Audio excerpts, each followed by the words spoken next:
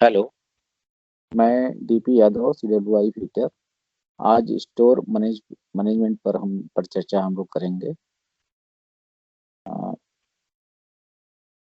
Store management में हम जो टॉपिक कवर करेंगे, बेसिकली क्लासिफिकेशन ऑफ स्टोर के बारे में, रूल फॉल स्टोर ड्रायल के बारे में बात करेंगे, और स्क्रैप डिस्पोजल के बारे में पर चर्चा करेंगे।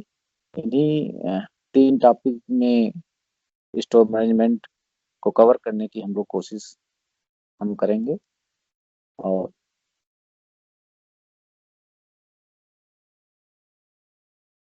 हेलो।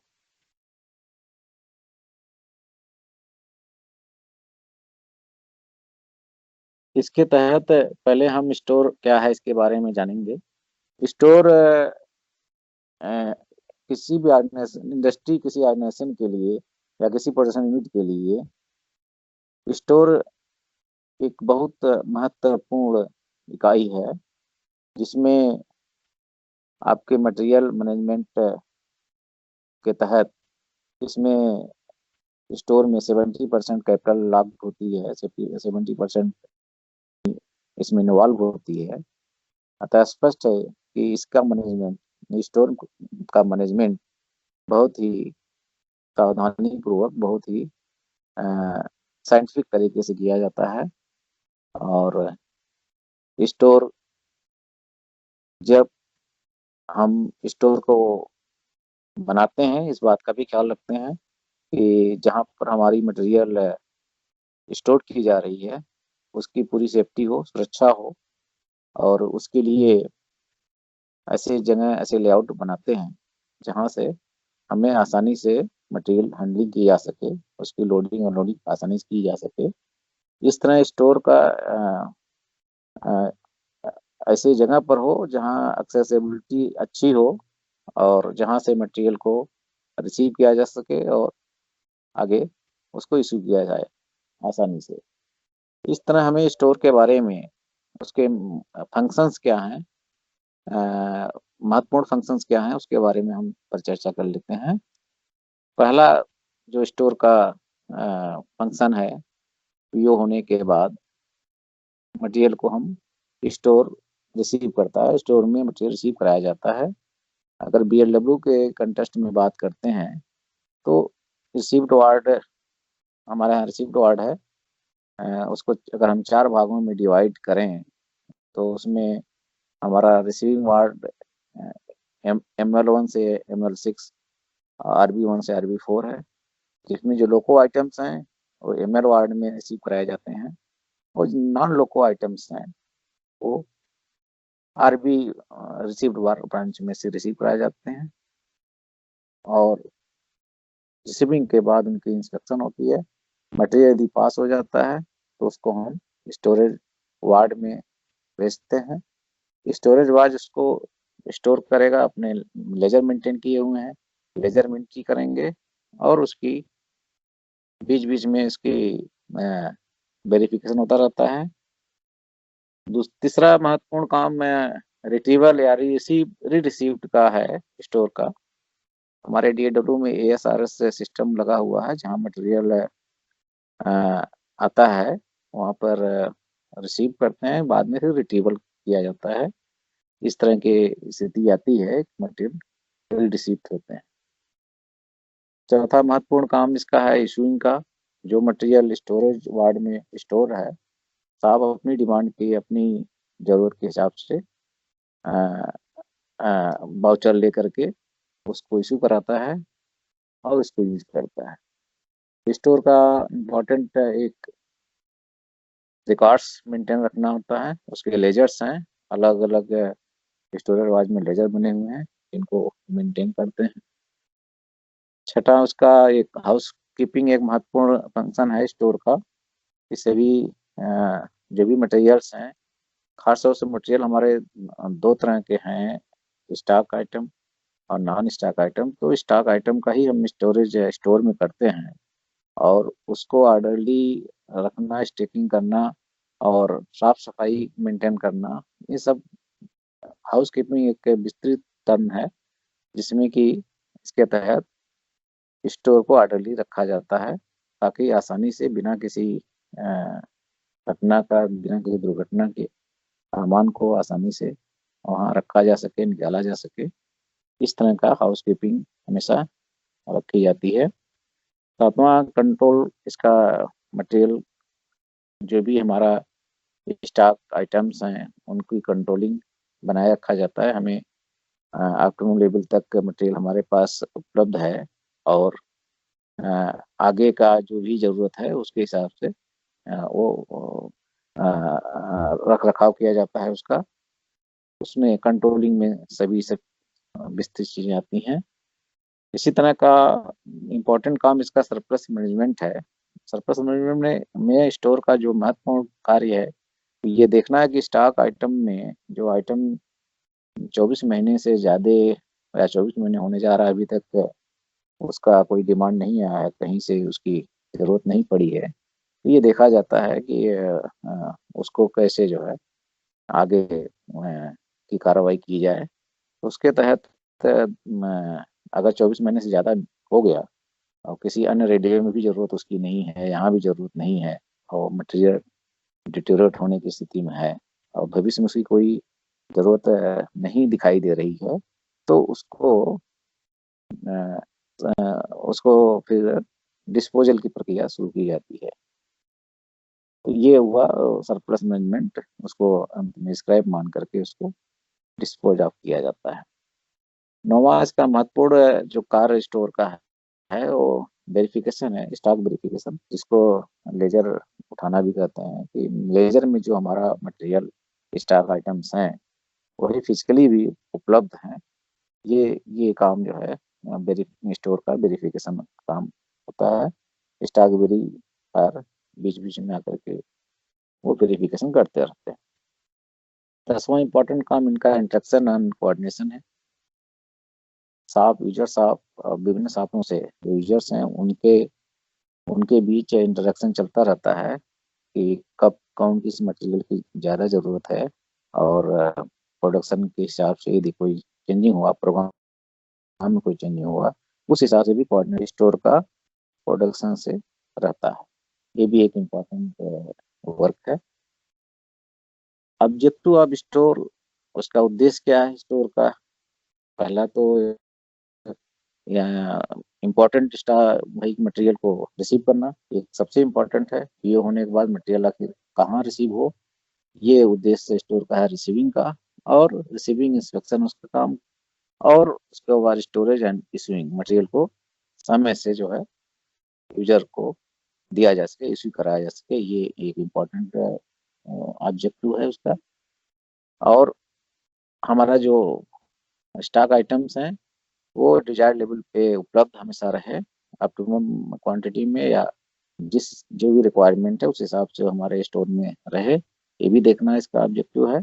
और जो भी हमारे पास मटेरियल्स हैं वो किसी तरह का उसमें नुकसान न हो, कोई उसमें गायब ना हो, कोई चोरी वगैरह ना हो, इस तरह की चीज़ों को देखना भी स्टोर का ऑब्जेक्टिव रहता है। अभी हम थोड़ा सा चर्चा करेंगे कि स्टोर टाइप्स ऑफ स्टोर कितने तरह के, मतलब स्टोर हो सकते हैं। तो सेंट्रलाइज स्टोर जो होता है, एक एक एक होल ऑर्गेनाइजेशन के लिए एक ही स्टोर है, जिसको कि जिसे अगर BLW कंटेंट का हम बात करें तो यहाँ पर डिपो है, जो कि सेंट्रलाइज स्टोर है। और जहाँ से हम जितने हमारे शॉप हैं, शॉप का अपना इंडिपेंडेंट स्टोर होता है, तो वहाँ से मतलब इशू करा करके अपना मटेरियल ले जाते हैं और उसको यूज करते हैं। तो ऐसे जो शॉप के इंडिपेंडेंट छोटे स्टोर्स हैं उनको हम डिसेंट्रलाइज स्टोर करते हैं। डिसेंट्रलाइज स्टोर, ये सेंट्रलाइज स्टोर से जो सामान इशू होता है वो ला करके डिसेंट्रलाइज स्टोर में अपने यहाँ स्टोर कर लेते हैं, वहाँ से थोड़ा थोड़ा यूज करते रहते हैं। और उसका अपना एक सेपरेट स्टोर रहता है, उसका अलग कलर के स्टोर होता है जो उसको देखता रहता है, उसका अपना लेजर होता है, वो अपना सब लेजर मेंटेन करते हैं। इसी प्रकार सेंट्रलाइज स्टोर में कुछ सब स्टोर्स होते हैं, कि एक सेंट्रल स्टोर है और कुछ ऐसे आइटम्स होते हैं, सेम वही आइटम जो है एक सब स्टोर के रूप में रख लिए जाते हैं और वहाँ से सब स्टोर से इशू और वो जो है सेंट्रलाइज स्टोर से अपना मटेरियल ड्रा करते हैं। अब इसके सेंट्रलाइज स्टोर के फायदे क्या हैं?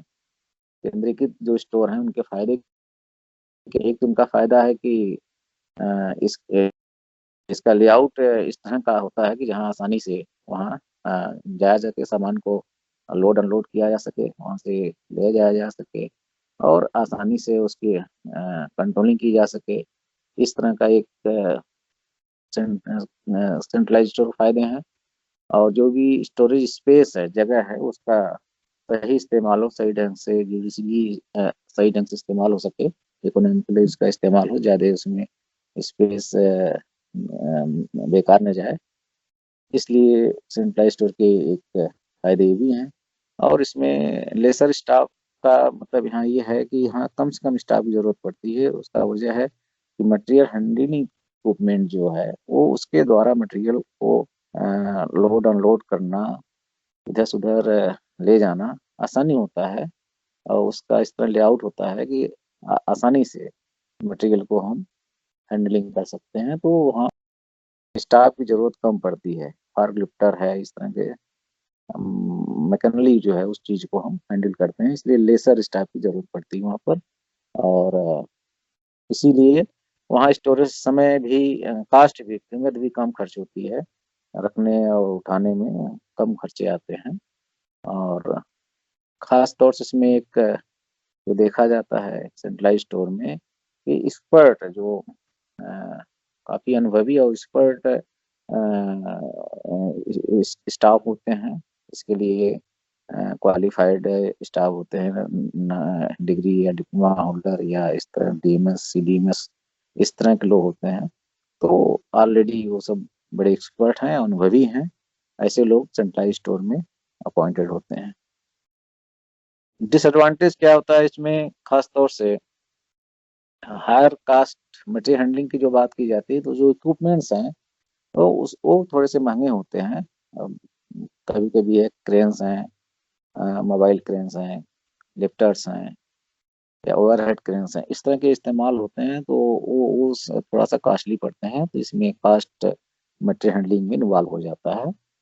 और material delay in issue of material का मतलब यहाँ यही हुआ कि चूंकि स्टॉक आइटम, एक ही स्टॉक आइटम कई साहब को चाहिए एट ए टाइम, अगर मिलना होता है, देना होता है, तो उस स्थिति में क्राउडिंग ज्यादा हो जाती है, भीड़ हो जाती है, वो मटेरियल इशू होने में समय लगता है। तो ये डिसएडवांटेजेस है इसका सेंट्रलाइज स्टोर के। और एक और सबसे महत्वपूर्ण जैसे कि रिस्क ऑफ फायर की बात होती है, क्योंकि स्टार्टिंग जो मटेरियल लेकिन है बहुत स्टेप्ड है, बहुत ज़्यादा मात्रा में रखी हुई, बल्क बल्क में मात्रा में है, क्वांटिटी में है। यदि वहाँ किसी वजह से यदि शॉर्ट सर्किटिंग या किसी तरह आग लगती है तो बहुत बड़ा नुकसान होने की संभावना रहती है। ये मुख्य रूप से सेंट्रलाइज स्टोर के मतलब नुकसान कह सकते हैं। उसी तरह जो है अब जिस डिसेंट्रलाइज स्टोर पे यदि हम आते हैं तो यहाँ पर क्योंकि हमें मटेरियल हैंडलिंग ग्रुप की जरूरत नहीं पड़ती है, मटेरियल को कम समय में यहाँ से वहाँ हम रख सकते हैं। ये मतलब इसके फायदे हैं डिसेंट्रलाइज स्टोर के। और दूसरा इम्पोर्टेंट फायदा ये है कि भीड़ नहीं हो पाती, क्योंकि इंडिपेंडेंट स्टोर होता है, साहब का अपना, इस डिपार्टमेंट का अपना स्टोर होता है, तो उसमें से आसानी से मटेरियल को वो इशू करा करके यूज करते हैं स्टाफ वहाँ पे। तो ये मतलब एडवांटेजेस हैं, फायदे हैं डिसेंट्रलाइज स्टोर के। और जो डिसएडवांटेज है इसका, मोर स्टाफ नीडेड मीन्स कि यदि कोई सामान भारी है, बल्कि है, तो उसको उठाने में ज़्यादा स्टाफ की जरूरत पड़ती है। तो चूंकि डिसेंट्रलाइज स्टोर छोटे दरवाजे होते हैं, तो वहाँ पर मल्टी हटिंग इक्विपमेंट भी नहीं रहता है, इसलिए स्टाफ के मदद से ही सामान को हम इधर से उधर शिफ्ट करते हैं, तो यहाँ मोर स्टाफ की जरूरत पड़ सकती है। और डिसेंट्रलाइज स्टोर में एक्सपर्ट की जरूरत नहीं पड़ती है। यहाँ पर स्टोर क्लर्क क्लर्क ही ग्रेड का होता है, जो कि एक्सपर्ट नहीं होता है। वही अपना लेजर मेंटेन करता है, वही मटेरियल इशू करा के लाता है, वही प्रोग्रेस मैन से बोल करके स्टॉक आइटम को भी लाता है और नॉन स्टॉक आइटम को भी उस मेंटेन करता है। तो ये सब जो वर्क है उसके, वो नॉन एक्सपर्ट की है और स्टोर क्लर्क की इस काम को स्मूथली कर लेता है। स्टोर भी एज पर para 201 of Indian railway code के हिसाब से इसको क्लासिफाइड किया हुआ है कि मिनी स्टोर अलग है, spare for locomotive, spare for carrier and wagon, electrical store, signalling and telecom store, इस तरह के कई तरह के क्लासिफाइड किए हुए हैं। उनके अलग अलग ब्रांच के हिसाब से इसको हम क्लासिफाइड किए हुए हैं। अब कटराइजेशन आता है, क्योंकि जितने क्लासिफिकेशन की जो हम बात करते हैं, स्टॉक आइटम, क्योंकि दो तरह के मटेरियल हैं। एक स्टॉक आइटम होता है, एक नॉन स्टॉक आइटम होता है। स्टॉक आइटम जो जिसकी रेगुलर डिमांड है, रेगुलर सप्लाई है, तो वो स्टॉक आइटम है। तो उसकी जो स्टॉकिंग करते हैं उसके अलग अलग क्लासिफिकेशन स्टोर बनते हैं। तो वो उसके बारे में खास तौर से आर्डनी स्टोर, इमरजेंसी स्टोर यहाँ पर है चर्चा में। तो इसके तहत जो मटेरियल रेगुलर इस्तेमाल होना है और कंटिन्यूअस मटेरियल यूज होना है, रिक्रूटमेंट होना है, तो ये सब आरडी स्टोर के तहत होता है। और जो इमरजेंसी स्टोर है, कुछ ऐसे स्टोर्स, ऐसे स्टॉक आइटम होते हैं जिनकी जरूरत रेगुलर नहीं रहती है, लेकिन इमरजेंसी कभी भी कोई ब्रेक डाउन हुआ या कोई ऐसा पार्ट्स टूट गया अचानक इमरजेंसी में, ये मार्केट में उपलब्ध नहीं रहता है, तो ये पहले से स्टोर करना पड़ता है। तो वो इमरजेंसी स्टोर के तहत उसको जो है स्टोर करते हैं। अब नॉन स्टॉक आइटम, ऐसे आइटम जो रेगुलर इस्तेमाल नहीं होते हैं और उनका जरूरत, स्पेसिफिक जरूरत में ही इसको खरीदा जाता है और इसको स्टॉकिंग नहीं करते हैं। तो ये आइटम जो है, जब स्पेसिफिक यूज के लिए मंगाया जाता है, उसका यूज खत्म हो गया तो ये चीज बंद हो जाती है। लेकिन यदि यही नॉन स्टॉक आइटम रेगुलर इस्तेमाल होने लगे, तो फिर इसको स्टॉकिंग एडवाइज करके स्टोर स्टॉक आइटम बना दिया जाता है। स्टॉक आइटम के बारे में हम लोग पहले भी चर्चा कर लिए हैं कि ऐसा आइटम जो फ्रिक्वेंटली और रेगुलरली इस्तेमाल यूज होता है, जरूरत पड़ती है, ऐसे आइटम को जो है कि हम स्टॉक आइटम बोलते हैं। और इस स्टॉक आइटम जब हम देते हैं तो उसके लिए एक यूनिक आइडेंटिफिकेशन देते हैं, जिसको कि हम पीएल, प्राइस लेजर या प्राइस लिस्ट नंबर, उसका 8 चीज का होता है, उसको अलॉट किया जाता है पूरे इंडियन रेलवे में। जितने जो भी स्टॉक आइटम है, उनका एक यूनिक आइडेंटिफिकेशन नंबर दिया जाता है। उस आइटम को पूरे इंडियन रेलवे में उसी पीएल नंबर से पहचाना जाता है। तो ये मतलब एक सुविधा ये रहती है कि किसी भी रेलवे में अगर उस पार्ट का, उस पीएल का, प्राइस लेजर का अगर आइटम है, तो वो पहचाना जा सकता है कि आइटम क्या है। आर्डिनरी स्टोर के बारे में हमने चर्चा कर ही लिया है कि ये आइटम ऐसे हैं जो रेगुलर टर्नओवर जिनका है और कांस्टेंट डिमांड बनी रहती है, और हर डिपार्टमेंट इसको जो है कि अपना स्टॉक में इसको स्टोर करता है। इमरजेंसी स्टोर में पहले भी बात हो चुकी है कि ये आइटम जो है कि रेगुलर इस्तेमाल नहीं होते हैं, लेकिन स्टोर में रखे जाते हैं। जब कभी मशीन में ब्रेकेज हुआ या ऐसी कोई स्थिति आ गई कि इसकी ज़रूरत है, जो कि ऑलरेडी मार्केट में उपलब्ध नहीं होता है, या इम्पोर्टेड मशीनें हैं, उसका कोई आइटम या रोलिंग स्टॉक कोई आइटम नहीं उपलब्ध हो पा रहा है, तो इस तरह के जो स्टॉक आइटम स्टोर किए जाते हैं, वो इमरजेंसी स्टोर के तहत उसको हम स्टोर करते हैं। नॉन स्टॉक आइटम पहले भी चर्चा किया जा चुका है कि ऐसे आइटम जो कि रेगुलर इस्तेमाल नहीं होते हैं और किसी स्पेसिफिक यूज के लिए इनका पर्पज के लिए इस्तेमाल किया जाता है, वो नॉन स्टॉक आइटम के तहत जो उसको हम खरीदते हैं। और इस तरह उसको जो है, जब उसकी ज़रूरत पूरी हो गई तो फिर वो बंद हो जाता है और अगर दोबारा मतलब लगातार फिर अगर उसका डिमांड बना रहा तो फिर उसको हम स्टाक आइटम में चेंज करते हैं उस आइटम को, फिर उसका पीएल नंबर जनरेट होता है, पीएल नंबर जनरेट होता है, फिर वो जो है स्टाक आइटम बन जाता है। अब हम आगे चर्चा करेंगे कि बेटर इन्वेंट्री कंट्रोल के लिए, स्टोर को स्मूथली चलाने के लिए और ऑप्टिमम क्वांटिटी में हमारे पास स्टॉक आइटम रहे, उसके लिए एक सिस्टम बनाया गया है जिससे वो स्मूथली और बिना किसी हिंड्रेंस का प्रोडक्शन चलता रहे, कार्य चलता रहे। उसके लिए स्टोर के लिए इन्वेंट्री कंट्रोल का सिस्टम रखा गया है। उसके तहत जितने स्टॉक आइटम्स हैं उनको 3 कैटेगरी में डिवाइड किया गया है। उसकी एनुअल यूजेज के और उसकी जो वैल्यूज हैं उस बेसिस पे उनको हम एक category, B category and C category में इनको कैटेगराइज किया गया है, डिवाइड किया गया है। उसी के तहत जो है एबीसी जो डिवाइड किया गया है मटेरियल को, सभी मटेरियल को 3 भागों में जो बांटे हैं, ए और बी और सी में, इसी को एबीसी एनालिसिस कहते हैं। और ये बेटर बेटर कंट्रोलिंग के लिए ये एबीसी एनालिसिस है। और क्योंकि इसमें सेलेक्टिव इन्वेंट्री कंट्रोल का मतलब ये हुआ कि उसके किस किस आइटम की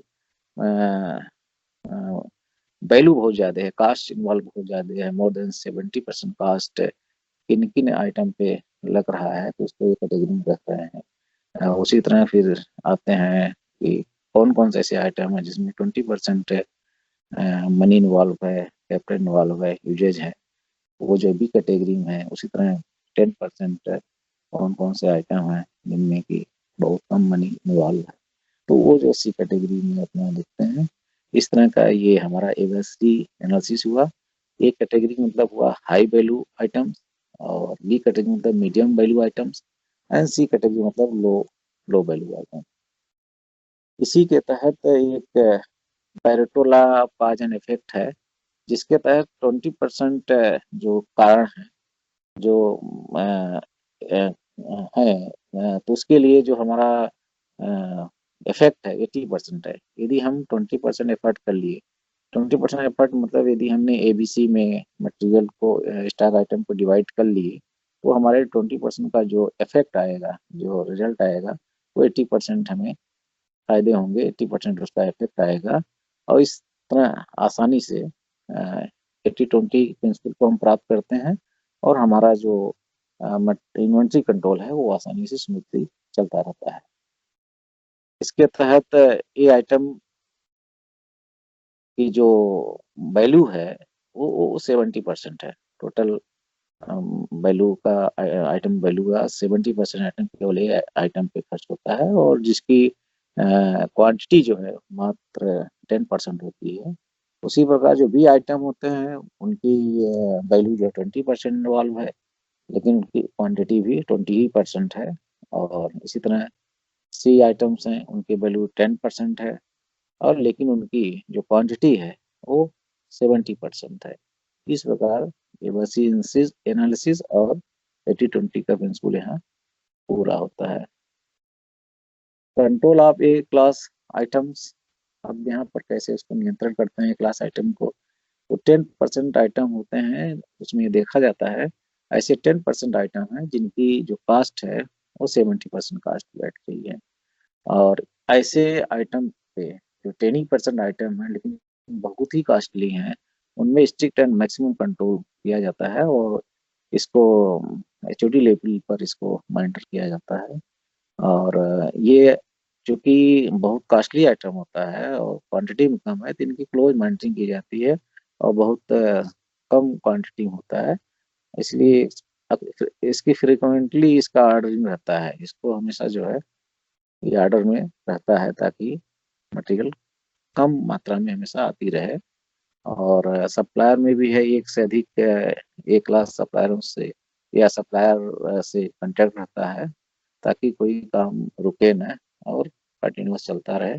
इसलिए इसमें क्लोज मॉनिटरिंग और इसको फ्रिक्वेंट ऑर्डरिंग, इस पे ध्यान दिया जाता है। और हार्डनिंग एट री हार्डनिंग पॉइंट ऑर्डर होने के बाद उसके बाद दोबारा फिर री ऑर्डर के प्रोसेस में रहता है, ताकि जो है मिनिमम लेवल मेंटेन रहे उसके स्टॉक का। और इसमें जो स्टॉक को रखने का है समय, वो 3 महीने का होता है। 3 महीने तक का मटेरियल मैक्सिमम रखा जा सकता है। उसी तरह control of B class item में 20% आइटम ऐसे होते हैं जिनकी कास्ट वैल्यू जो है 20% होती है, और इस डिप्टी एचओडी लेवल के अधिकारियों द्वारा इसका जो है माइंड कंट्रोल किया जाता है। और इस पे जो 3 से 6 ऑर्डर जो है प्लेस रहते हैं बी आइटम के, और मोर देन बहुत से आइटम के एक से अधिक आइटम का सेम सप्लायर को सप्लाई दी जाती है। और इसका परमिसिबल स्टॉक परमिसिबल 6 मंथ होता है।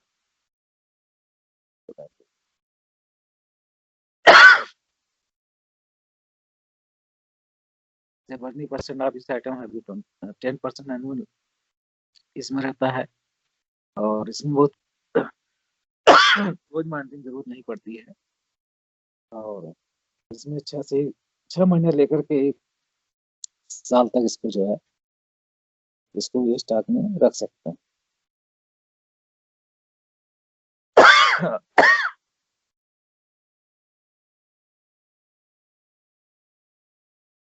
अब एक महत्वपूर्ण है कि हम ड्राल कैसे करते हैं स्टोर को। हमारा जो भी स्टॉक आइटम है या कंज्यूमेबल है, कैसे उसको ड्रा करते हैं। तो इसमें हमारा जो पीसीओ है उसके द्वारा AM14 AM4 card printed card जारी होता है, जिसके तहत जो है लोगों के डायरेक्ट आइटम और जो फिनिश आइटम होते हैं या इनडायरेक्ट आइटम कंज्यूमेबल होते हैं, जो रॉ मटेरियल हम कह सकते हैं, तो इस तरह के आइटम हम जो है वहाँ से डाल करते हैं। तो इसके लिए अलग अलग शॉप को, मेंटेनेंस डिपार्टमेंट को इस तरह के, या कभी बाहर भी अगर भेजना होता है तो वहाँ पर भी मतलब यहाँ से मटेरियल ड्रा करके भेजा जाता है। फिनिश आइटम के लिए जो डायरेक्ट लोगों में लगते हैं, ऐसे आइटम को M14 पर ड्रा करते हैं, पीछे जारी करता है प्रोग्रेस को।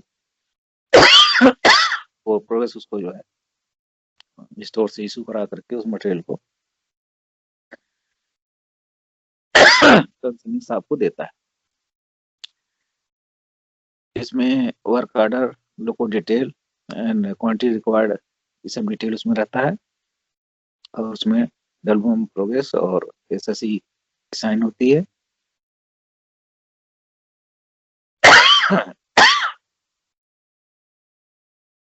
रा आइटम के लिए M4 वाउचर होता है, सबमिट किया जाता है स्टोर के द्वारा। वहां से रा मटेरियल प्रोग्रेस के द्वारा इश्यू करा करके शॉप को दिया जाता है। इसमें भी डिटेल वही वर्क ऑर्डर और क्वांटिटी रहती है, के द्वारा वो दिया जाता है। कंज्यूमेबल के लिए इसमें रिक्वेशन बना करके डायरेक्ट शॉप जो है एक रिक्वेशन बना करके अपना वो देता है, स्टोर को देता है, वहाँ मटेरियल ड्रा करा करके यूज करता है। और इसमें बीच बीच में प्रायोरिटी चेक होता रहता है कि जरूरत इसमें और घटाना है, बढ़ाना है, ये सब चीज़ों को देखते रहते हैं। इसमें आर्डनरी इशू नोट के द्वारा भी मटेरियल वहाँ से ड्रा करते हैं। अगर बाहर आउटसाइड कहीं मटेरियल जानी होती है तो उसके लिए गेट पास भी जारी किया जाता है। स्क्रैप एक महत्वपूर्ण, इसमें एक टॉपिक हमारा है स्क्रैप, जिसमें स्क्रैप की यूटिलिटी खत्म हो जाती है, उसकी उपयोगिता तो नहीं होती है लेकिन उसकी अपनी एक वैल्यू होती है। इसलिए स्क्रैप का एक रेवेन्यू आता है रेलवे डिपार्टमेंट को। इसलिए एक महत्वपूर्ण स्क्रैप वार्ड अपना, जो कि सभी स्क्रैप डिस्पोजल करता है और उससे जो है कि रेवेन्यू अर्न होती है। तो इसके स्क्रैप के कारण क्या क्या होते हैं। एक तो है ड्राइंग अगर रिवाइज्ड हो गई, ड्राइंग में अगर कोई परिवर्तन हुआ, तो जो मटेरियल पहले से उपलब्ध है या जो आइटम है या कोई और इस तरह की बनी हुई चीज़ें हैं और ड्राइंग चेंज हो गई, तो वो आइटम सरप्लस आइटम हो जाता है। तो यदि कहीं नहीं यूज हुआ तो वो भी एक स्क्रैप की स्थिति में आ जाता है। और यदि जो लोको जिस टाइप का लोको बन रहा है, अगर वो लोको बनना बंद हो गया तो उससे संबंधित जो भी मटेरियल है वो भी सरप्लस मटेरियल होते हैं। और अगर नहीं कहीं यूज हुए तो उनको भी स्क्रैप करने की जरूरत पड़ती है, स्केलमेंट हो जाता है। बहुत से ऐसे आइटम हैं, बहुत से पार्ट्स हैं जो कि लोगों में नहीं फिट हो रहे हैं, रिजेक्ट हो जा रहे हैं और कहीं नहीं लगने हैं, वो भी जो है स्क्रैप हो जाते हैं। और बहुत से ऐसी मशीनिंग ऑपरेशन में, फैब्रिकेशन में बहुत से ऐसे स्क्रैप जनरेट होता है जिनका जो है डिस्पोजल स्क्रैप वार्ड के माध्यम से किया जाता है। अब इसमें डिस्पोजल ऑफ स्क्रैप के तहत इसको दो ग्रुप में हम बांटते हैं, एक फेरस और एक नॉन फेरस ग्रुप में। नॉन फेरस में एल्युमिनियम, ब्रास, कॉपर, ये सब को सेग्रीगेट करते हैं, अलग करते हैं। और फेरस में भी कई तरह के फेरस हैं, कहीं कास्ट फेरस है, कास्ट है, कहीं कट प्लेट्स हैं, रियूजेबल स्क्रैप्स हैं। इस तरह के बहुत से तरह के फेरस होते हैं, टंडन मशीनें होती हैं।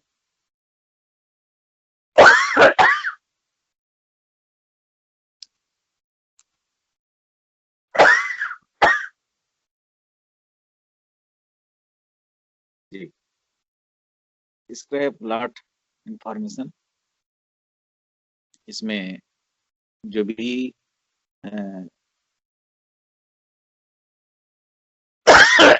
साफ साफ से एडवाइस नोट पर कभी स्क्रैप जो है स्क्रैप आर्ट को भेजा जाता है। यदि कई साफ से वही मटेरियल आ रहा है तो उसके लिए लाट बनाए जाते हैं।